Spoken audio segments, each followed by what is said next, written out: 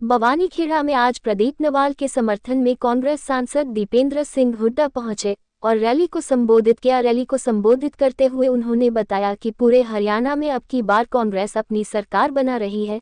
दीपेंद्र सिंह हुड्डा ने बताया कि बीजेपी सरकार ने युवाओं के साथ धोखा किया है, सभी युवाओं को कच्ची नौकरियां दी हैं। कांग्रेस की हरियाणा में सरकार आने के बाद सभी युवाओं को पक्की सरकारी नौकरी कांग्रेस देगी। उन्होंने कहा कि ज्यादा से ज्यादा वोटों से प्रदीप नवाल जीत हासिल करवानी है। बहुत अच्छा रुझान पूरे प्रदेश में, बहुत अच्छा रुझान कांग्रेस पार्टी के पक्ष में दिखाई दे रहा है। बड़े बहुमत से कांग्रेस पार्टी इस चुनाव में जीतेगी। बड़े बहुमत से कांग्रेस की सरकार बन रही है। पूरे प्रदेश के कोने कोने से यही खबर आ रही है कि हरियाणा वासियों ने ठाना है कांग्रेस की सरकार को लाना है और बीजेपी की सरकार को भगाना है। अमित शाह भी भिवानी आए थे, वो कह रहे कि राहुल गांधी झूठ बोलने के मसन है, भूपेंद्र झूठ बोलते हैं। देखिए, ये पिछले 10 साल की अपनी सरकार के बाद भी अगर भाजपा के नेता, चाहे वो केंद्रीय नेता हो चाहे प्रदेश के नेता हो, केवल निशाने पर हुड्डा साहब को, राहुल जी को और हमें निशाने पे रखें सुबह से लेकर शाम तक, इसका ये तात्पर्य है कि उनके पास अपना बताने का कोई काम ही नहीं है। 10 साल के अपने काम बताएं, उनके आधार पर वोट मांगे। काम अपने बता नहीं पा रही है सरकार, लेकिन केवल हमें निशाने पे रखा जा रहा है। कांग्रेस पार्टी को निशाने पे, राहुल जी को, हुड्डा साहब को निशाने पे रखने का काम 10 साल के बाद भी।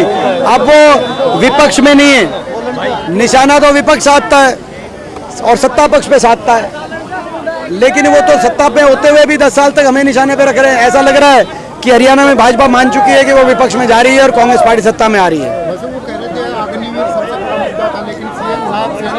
अग्निवीर आज भी सबसे बड़ा मुद्दा है। अग्निवीर जब तक ये योजना वापस नहीं होगी और फौज की पक्की भर्ती दोबारा शुरू नहीं होगी, हम संघर्ष करते रहेंगे। हरियाणा में कांग्रेस की सरकार बनने के बाद पहले कैबिनेट में प्रस्ताव केंद्र सरकार को भेजेंगे, अग्निवीर वापस हो, पक्की भर्ती फौज में दोबारा से शुरू हो और जो लड़ाई लड़नी लड़ेंगे। सर, जो सीटी के पेंडिंग रिजल्ट है, उस पे सरकार ने जो ये एक बहाना लिया है, इलेक्शन कमीशन का इजाजत ले सरकार इलेक्शन कमीशन से और तुरंत ये डिक्लेयर करे रिजल्ट सारे।